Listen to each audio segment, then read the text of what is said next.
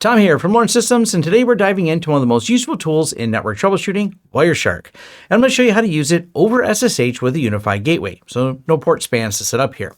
While UniFi does have built-in diagnostic tools, Wireshark can go further, giving us real-time packet catcher per interface, allowing you deep visibility into all the traffic to help with those more complex issues.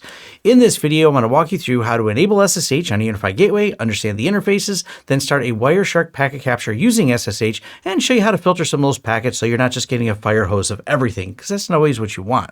Before we jump into this video, a quick note. This isn't sponsored by Ubiquiti or Wireshark, but if you'd like to hire us for consulting or buy some swag like the shirt I'm wearing, you can do so by heading over to lawrencesystems.com. Now, one of the first things I want to point out is you don't have to be local to this UniFi gateway in order for this to work. I could just SSH into my local UniFi gateway, but I thought it'd be a little more interesting to show that it works over a VPN. So I'm actually VPN'd into this UCG fiber, but it works with other models as well, such as the UniFi Dream Machine series, the fiber, any of them that support SSH login, which I believe is all of the UniFi gateways at this time. Now we're going to go over here to settings. And we want to go over to control plane. And with the control plane, we're going to go to console and we want to make sure SSH is enabled. So we have right here, we see it's enabled and the option is here to change the password. So when this is not checked and it's not checked by default, you can go ahead and click this and you'll put in the password you want. Confirm the password, or in my case, my Bitwarden would like to generate one for me. Make sure you set a good password for this because this will allow you to log in directly to the system. I've already got the password set, so I'm going to cancel that. Now we need to log into the LAN IP address of this UniFi gateway. In this case, it's 192.168.10.1. We're going to go ahead and put our password in. And now we're logged in.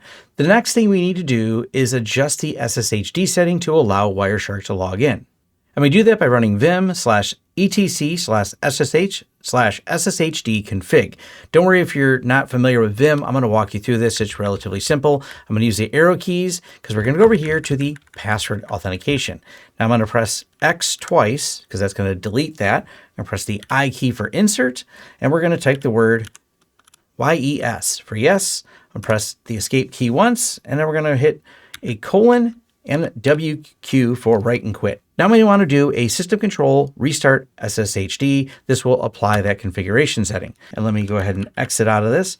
Now, for those of you that would prefer to use SSH Keys to log on, that is supported with UniFi. It's out of scope of this video to explain to you how to set up your own SSH keys. But if you do have them set up, you can do SSH copy ID root at, and we'll go ahead and do this.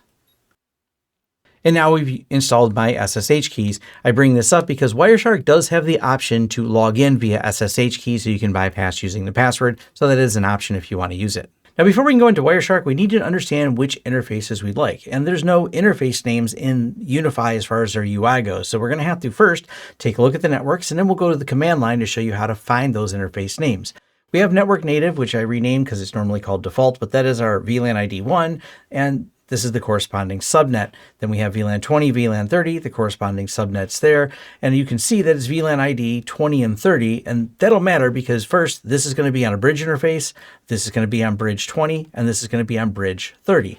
Now let's go ahead and take a look at the internet connection itself. We see it assigned to port 5, but that will not correspond necessarily to ETH5 or ETH4, depending on where these are when they're plugged in. We'll show you how to find that as well. And I want to point out that I have a VPN set up, the lab OpenVPN server that we're connected to, and this is a CGNAT IP address we're connected to here in case you're wondering. And this will also have an interface name. So let's switch over to the UniFi command line so we can find those interfaces. Now, if we type IP space A, we're going to list of all the interfaces. There's 23 of them. That's more interfaces than we listed because, well, it assigns a lot of them for different reasons that are not particularly relevant. Matter of fact, some of them aren't even going to be connected and they don't have anything assigned to them. So let's narrow this down to any of them that have an IPv4 address on them. So you type IP TAC4A and we get a much more concise list. And we can see our ETH4, which is going to have this IP address, which is the WAN address of it, the CGNAT address I mentioned. Then we have BR0. That's going to be our native network, and there's the assignment for that. BR20 is VLAN 20, BR30 is VLAN 30, and TUN1 is going to be the OpenVPN. So we can use any one of these interfaces names. We only need this prefix right here of ETH4, TUN1, or just BR20 or BR30. We're going to go ahead and just grab BR0 and use that in our Wireshark.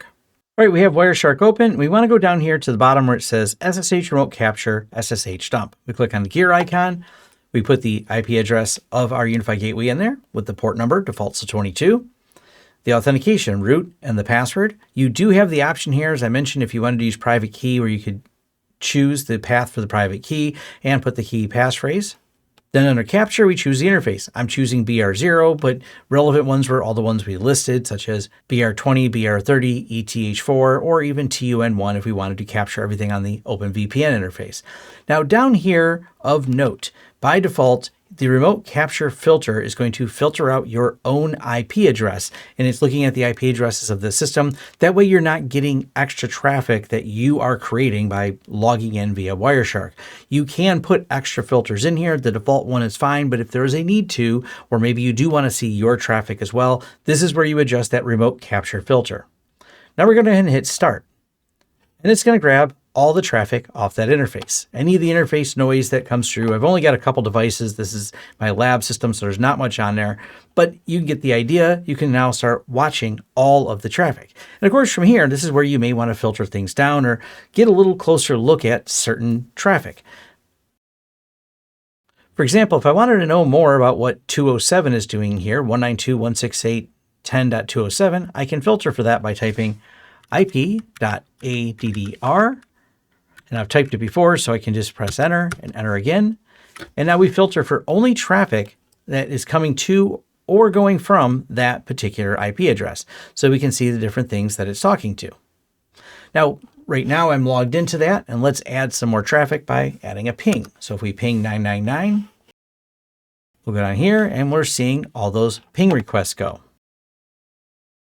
Now, if I wanted to filter further, I could add and IP ADDR equals 999, and it'll only show me that particular traffic between them. But this is a way so you can start narrowing things down to only the traffic you're looking for.